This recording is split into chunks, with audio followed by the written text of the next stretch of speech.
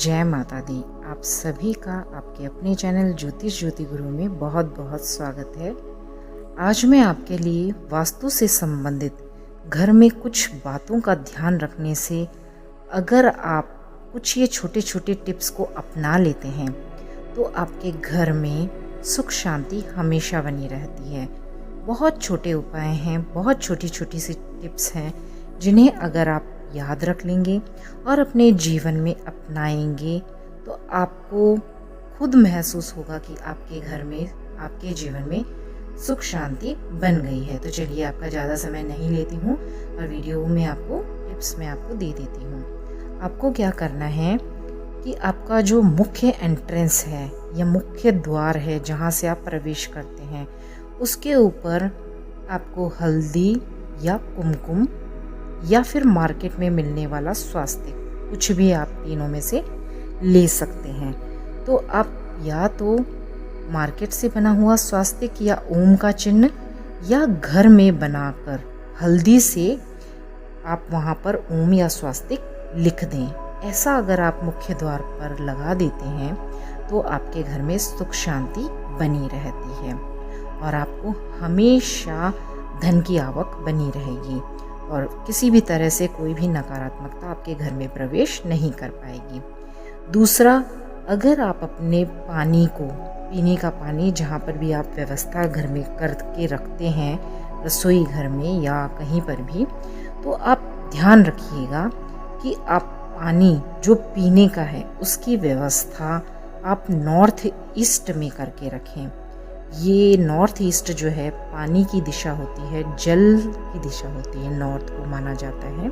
तो आप अगर यहाँ पर पीने के पानी का कलश रख देते हैं, अगर वहाँ पर मंदिर बना हुआ है तो बहुत ही अच्छा है। आप वहाँ पर भी एक पानी का कलश भर कर हमेशा रखें, उसको फिर बाद में पौधों में डाल दें या घर में भी छिड़काव उसका कर दें, तो ये बहुत ही सर्वोत्तम होता है। ड्राइंग रूम में अगर आप रोज ताज़ा फूलों को, सुगंधित फूलों को रखते हैं, उनका गुलदस्ता बनाकर रखते हैं या किसी भी बॉटल में ऐसे ही लगा कर रख देते हैं, तो इससे एक तो आपका घर सकारात्मक बनेगा और उसमें सुख शांति, पॉजिटिविटी का निवास होगा। रसोई घर में अगर आप पूजा पाठ करने का स्थान बना देते हैं तो ये अच्छा नहीं होता है। इससे घर में कलह कलेश बढ़ जाते हैं और बिना मतलब की दिक्कतें उत्पन्न होती हैं। तो ध्यान रखिएगा कि रसोई घर में कभी भी पूजा के स्थान को नहीं बनाना चाहिए। बेडरूम में भी भगवान का कोई भी चित्र या धार्मिक चित्र, फोटो कुछ भी नहीं लगानी चाहिए। इन बातों का भी आपको विशेष ध्यान रखना चाहिए। अब बात कर लेते हैं आपके घर की पूजा स्थल के बारे में। घर का पूजा स्थल जो होता है उसकी दीवार कभी भी शौचालय की दीवार के संपर्क में नहीं होनी चाहिए। अगर ऐसा होता है तो इससे बहुत बड़ा वास्तु दोष उत्पन्न होता है और कहीं ना कहीं घर में वातावरण जो होता है वह दूषित होता है, नकारात्मकताएं बढ़ जाती हैं।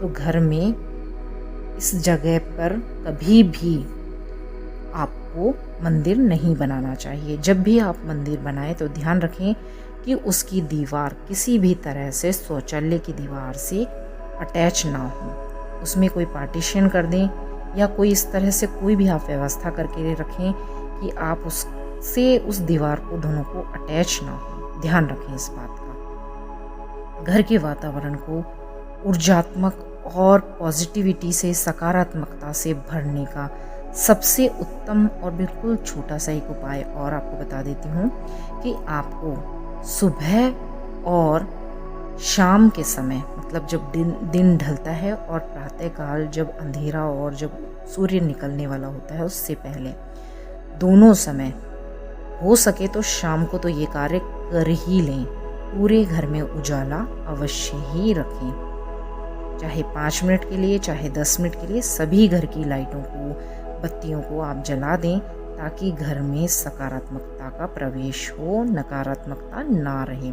तो घर का कोना कोना रोशन कर दें। जैसे दिवाली को हम पूरे घर में लाइटें जलाते हैं, नई नई रोशनी करते हैं, लट्टू लगाते हैं, किसी भी तरह से लड़ियाँ लगाते हैं या और बड़े बड़े हम उपकरण ऐसे लगाते हैं जिनसे रोशनी हो, तो आप रोज़ अगर एक दिन में इस तरीके की रोशनी करके माँ को बुलाते हैं, माँ का आगमन करवाते हैं, तो आप यकीन मानिए अगर आप रोज़ 5 मिनट के लिए अगर पूरे घर को उजाले से भरेंगे तो आपके जीवन में भी उजाला अवश्य ही आता है। माँ लक्ष्मी का, सुख समृद्धि का, सुख शांति का प्रवेश करिए तो सही, देखिएगा आपके जीवन में तरक्की के मार्ग किस तरह से खुलते हैं।